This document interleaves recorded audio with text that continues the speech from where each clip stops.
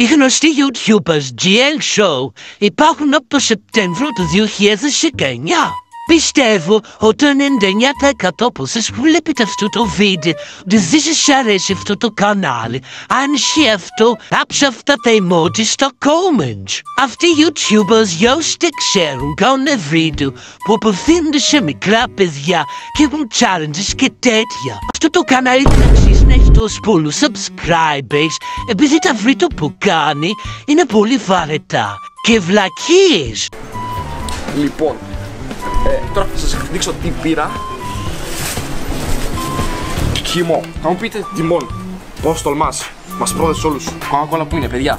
Δεν θα φάω κοκακόλα με γλυκά γιατί δεν θα είναι ωραίο. Ξέρω εγώ από αυτά. Νομίζω όλοι έχετε καταλάβει ότι αυτό το βίντεο το έχω κάνει μόνο για να διαφημίσουν κάποια μαγαζιά ή κάποια προϊόντα.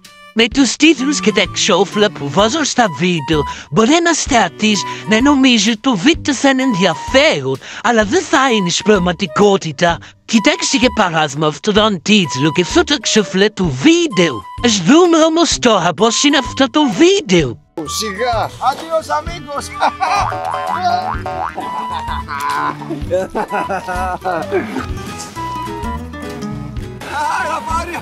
Κοίτα! Wow! Νομίζω φαίνεται πόσο ρηθινό ήταν. Κάποια μικρά παιδιά μπορεί να νόμιζαν ότι αυτό είναι στην πραγματικότητα, γι' αυτό να βλέπουν αυτά τα βίντεο επειδή τους κάνουν εντύπωση. Ναι, αλλά και πάλι δεν υπάρχει περίπτωση όλες αυτές οι γραφές που έχουν να είναι αληθινές.